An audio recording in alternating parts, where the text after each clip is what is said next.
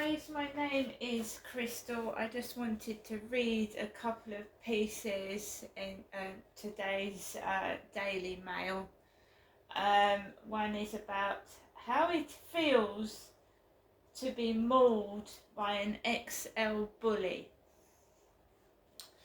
So let's have a look at this piece in the mail today. Wednesday, February the 7th, 2024, and nobody wants to be attacked by a dog by any means, but this is by Isabel Boyd, and she says, I felt its teeth sink into my skin like daggers. I thought it would tear my arm off. Screaming in agony as the dog's teeth sank deep into my arm, I was flung across the pavement like a rag doll and slammed to the ground. I can't describe the pain. Its teeth felt like daggers, sharp and piercing, refusing to let go. The XL bully shredded my arm and fractured my knee, leaving me hospitalised for 11 days. So my heart went out to Esther Martin, the 68-year-old grandmother mauled to death by two XL bully dogs in Essex at the weekend. That poor woman lost her life in the most horrific way imaginable, and it brought back all the trauma of what happened to me. At 77, I don't know if I'll ever regain full use of my arm or walk without having to use a wheelchair. But knowing how ferocious those dogs can be, I feel lucky to be alive. It was just a normal Wednesday morning, December the 20th, just before 9:30 a.m. I'd called into my daughter's house, just across the street from my own in,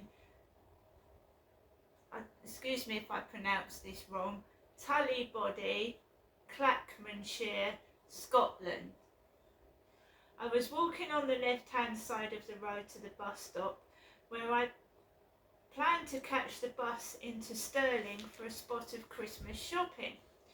I hadn't got more than 3 gates away from my daughter's house when I saw a boy of around 13 or 14 approaching with an XL bully dog, a breed I instantly recognised from news reports. It was a big one. If it had stood up on its hind legs, it would have been taller than me.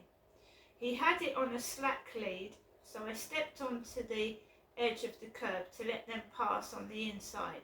It is quite a narrow path, around 4 foot, like you find on any residential estate. They had gone just past me when I felt what I thought was the dog's nose against the left-hand side of my body, sniffing at my arm. Next thing I knew, it grabbed my arm in its teeth and flung me across the pavement, slamming me to the ground up against the garden wall. It was like a horrible nightmare. I managed to grab onto the wall while shouting, "Help me, help me."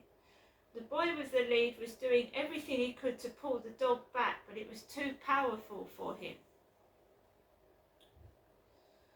It was pulling and pulling at my left arm with its teeth, sinking them deeper into the flesh. It was excruciating.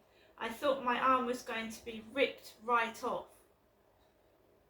I couldn't hold on to the wall any longer, and the dog dragged me across the pavement and pinned me down on the ground, so I was now lying half on the road. It slammed me down so forcefully that I fractured my knee, though I barely remember that part. I was so numb from the shock that I wasn't thinking straight. I was still screaming like mad, "My arm! It's got my arm!" By this stage there must have been blood everywhere, but I couldn't bring myself to look. I think I thought that if I left it with my arm, it couldn't get to my throat. I knew if it got my throat, that would be it. I don't remember what the dog looked like or what the boy was doing at this point. It's all a blur because of the pain. I felt like it wasn't happening to me, like I wasn't really there, but the memory of its teeth in my arm is very real. One of the most sinister things was that all the while it was attacking me, the dog didn't make a sound. It didn't bark or snarl. It just kept going for me. It was out of control and it never let up. After what seemed like forever, probably no more than a minute or two, a young man came running out from a house across the road. He had heard my screams and seen me through his front window. He started beating the dog back with a skateboard. Looking back, he was my hero. Without him, I don't think I'd be here to tell my story. Then a man driving past in a car saw me lying on the road and stopped to help. Another woman came running down the street and started using a lighter on the dog's nose. I was never unconscious, but I have blanked out what happened next. There were people all around me, hitting the dog and grabbing at me, trying to pull me to safety. Eventually they managed to get it off me. I remember lying on the ground, blood everywhere. There was an ambulance and a police car and they had to cut my jacket off to get to my arm. I was taken to hospital, followed by my daughter, my brother and my granddaughter, who had all rushed to the scene when they heard what was happening. They were traumatised. They had to see me lying there, not knowing if I would make it. I was in Forth Valley Royal Hospital for 11 days. I spent Christmas there and my family all visited me in their pyjamas on Christmas morning. Fragments of what had happened came back to me little by little. The doctors were amazing and made sure I wasn't in any pain, but the reality of what I'd been through really hit me then. I had 2 operations and a skin graft on my arm. Tendons had been severed and it was broken in a couple of places. I have to go into hospital twice a week to get the dressings changed. I still can't move the fingers on my left hand and I don't know if I'll ever get the use of them back. I've still got a big splint on my fractured knee. My whole leg is covered in cuts. I have to use a wheelchair and I'm waiting to hear if I need another operation. Since the attack 7 weeks ago today, things have been very difficult. It's taken a lot away from me. Not just my ability to get around, but my confidence too. I live alone. And I used to be very independent. I was out walking every day and did everything in the house on my own. Now I need someone to come with me when I leave the house. I feel anxious whenever I see a dog, especially bigger ones. That's quite a thing to come to terms with because I love dogs, I love all animals. I had Alsatians most of my life until I was 60. And I used to walk my granddaughter's little Shih Tzu down the same road where I was attacked. But when it comes to these XL bully dogs, something needs to be done. People need to know how vicious they can be if they're not properly trained or treated. The dog that attacked me was put down. I found out later that he had been brought from England a few weeks beforehand, presumably to escape the new ban on the breed, as they haven't yet been banned in Scotland. I have flashbacks all the time. I'll be sitting watching TV and suddenly I'm back there lying on the ground not knowing if I'll survive. When I heard about Esther Martin, a grandmother like me, it broke my heart. I know the pain I experienced and the trauma my family went through, and what happened to her is so much worse. I'm still here and that poor woman's not. I wouldn't wish an attack like mine on anybody else. It was horrific and it will stay with me for the rest of my life. But I'm lucky I'm still here to warn others about the dangers of these dogs. And it goes on to say what to do if you're attacked by an XL bully. If you have a coat, try to cover the dog with it. Turn one side of your body to the wall, offer your leg to be bitten. It actually says that. Offer your leg to be bitten and choke the dog with its collar. And 3, throw any food that you may have to distract the dog away from you. Don't run because it becomes a game and will heighten the dog's intensity to attack.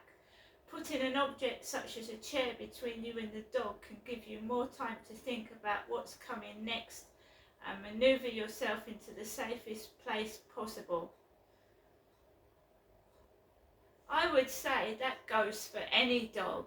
People mistakenly think right? It's just a certain breed of a dog that can attack somebody. Any dog can bite. A chihuahua. There are cases where people have been killed or attacked by a chihuahua. And people laugh. A chihuahua, a small dog.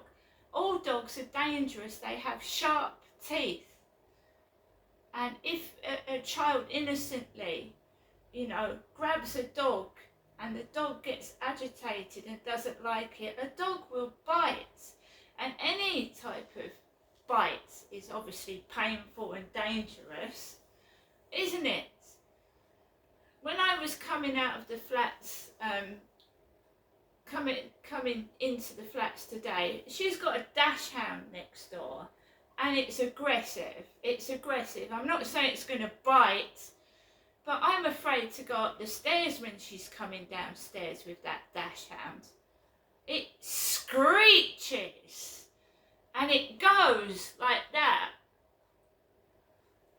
It's mad. It's crazy, right? When you're in a lift like I was a few months back, and this dog is coming towards you in the lift, I don't know if that dog is dangerous. I think it's so easy to get a dog now. Anyone can get a dog in a council property now, and I it's all on, as well as the dog, it's the owner. I mean, I've told you I've gone on the field and that people have let their dogs off and they've just, miles away from the dog, and the dog is bounding over to people and jumping on their back, and the owner couldn't give a shit. So any dog is dangerous. Any dog can be dangerous. I don't mean it is dangerous, but any dog can bite if it's annoyed.